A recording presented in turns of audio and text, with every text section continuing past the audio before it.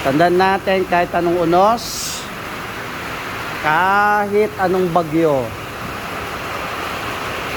kahit anong dilubyo na darating sa mundong ito, kapag na kay Jesus tayo, nananatili kay Jesus, wala tayong dapat ipag-alala, wala tayong dapat ikatakot, dahil hawak ng Diyos ang ating buhay.